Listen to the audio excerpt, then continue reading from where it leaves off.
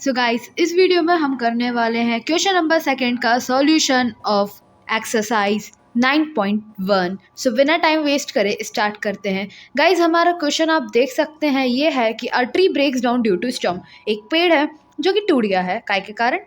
Storm के कारण। The broken part of tree bands so that the top of the tree touches the ground. Broken part जो है tree का वो band हो गया है, ऐसे बैंड हुआ है कि उसका जो टॉप है वो टच कर रहा है ग्राउंड को। सो गाइस, हम पहले आपको डायग्राम बना के बता देते हैं। गाइस, ये देखिए, हमने एक राइट एंगल ट्रायंगल बना लिया है। अब आप सपोज मान सकते हैं कि एक ट्री था जो कि टूटने के बाद ऐसे बैंड हो गया है और ये उसका नीचे का ट्रंक बचा हुआ है। सो गाइस, हम इसे लेवलिंग कर लेते हैं। सो गाइस, ये जो बचा हुआ फुट है उसका सी बी है वो, और जो टूटा हुआ है वो है ए सी। सो गाइस, इसके आगे हमें क्वेश्चन दिया है, उसने एंगल बनाया है 30 डिग्री का। So guys, with the ground, so हमारी ये एंगल ऑफ एलिवेशन है 30 डिग्री। गाइस, हमने गिवन भी लिख लिया है, एंगल ऑफ एलिवेशन हमारा 30 डिग्री हो गया।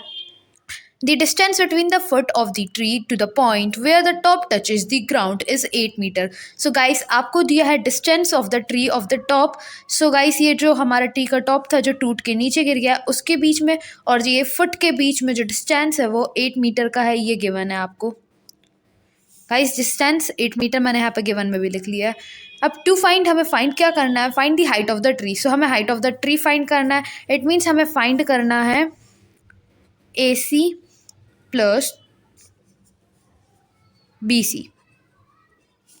इन ब्रैकेट लिख दे रही हूँ मैं आपके लिए, जिससे आपको याद रहे।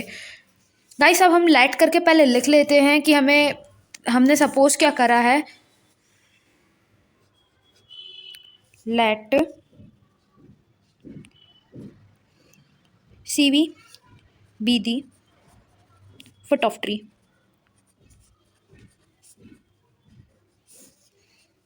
गाइस, उसके बाद हम लिख लेते हैं ए सी बी दी। गाइस, हमारा ए सी क्या है? Broken part of tree. Guys, उसके बाद हमारा जो ए बी है वो distance between the foot and ground है। सो वो हमें समझ आ रहा है, इसलिए उसको लिखना कंपलसरी नहीं है। इफ आप चाहे तो लिख सकते हैं।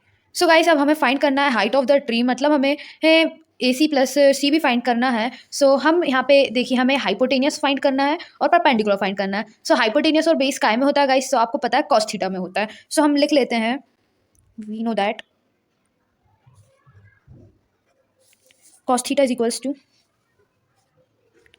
Base upon hypotenuse. And guys, हमें एक और बात पता है, tan theta is equals to perpendicular upon base. हमने गाइस टेन थीटा क्यों लिया? क्योंकि आपको डायग्राम में दिख रहा है कि आपको परपेंडिकुलर और बेस का भी काम पड़ेगा। हाइपोटेनियस और परपेंडिकुलर फाइंड करना है। सो हमारे पास बेस गिवन है, तो हम इन थीटा का इस्तेमाल करके फाइंड कर सकते हैं, इसलिए हमने दोनों लिख लिया। अब कॉस थीटा में गाइस हमारी थीटा की वैल्यू 30 डिग्री है। सो हम लिख लेते हैं कॉस 30 बेस अपॉन हाइपोटेनियस, मतलब गाइस बेस हो गया हमारा 8 अपॉन में आप हाइपोटेनियस लिखेंगे तो वो हो जाएगा ए सी।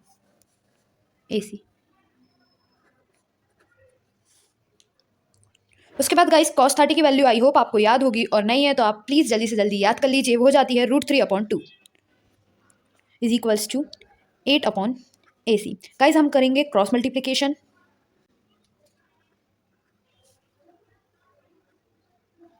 सो गाइस, क्रॉस मल्टीप्लीकेशन के बाद हमारा आ जाएगा ये √3 AC इज इक्वल्स टू 2 8 जा 16। गाइस, इसके बाद हम क्या करेंगे? ए सी को ऐसे लिख देंगे, इज इक्वल्स टू में √3 को इस साइड ट्रांसपोर्ट करके 16 अपॉन में √3 लिख देंगे। गाइस गाइस आई होप आपको समझ आ रहा होगा। अब गाइस, इसको हम अभी ए सी को ऐसे ही लिखे रहने देंगे और टेन थीटा को सॉल्व करेंगे। इसके बाद हम ए सी प्लस में हमारा हमने क्या लिखा था, बी सी को कर देंगे। सो हमारी हाइट ऑफ द ट्री आ जाएगी। सो गाइस, टेन थीटा में हम क्या लिख सकते हैं? टेन थीटा में भी हमारा थीटा तो 30 डिग्री रहेगा। सो हम लिख देंगे, यहाँ पे कॉमा लगा के लिख दे रहे हैं, tan 30 degree is equals to perpendicular upon base, मतलब गाइस हो जाएगा आपका बी सी अपॉन में बेस आपका दिया 8। सो गाइस, टेन 30 को आप क्या लिख दोगे?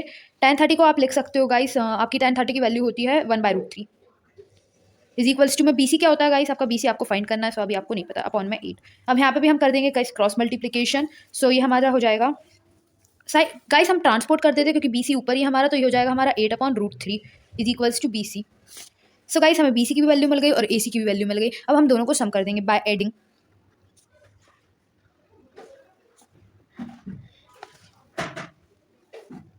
सो गाइस, ये हम लिख देंगे AC plus BC is equals to height of tree.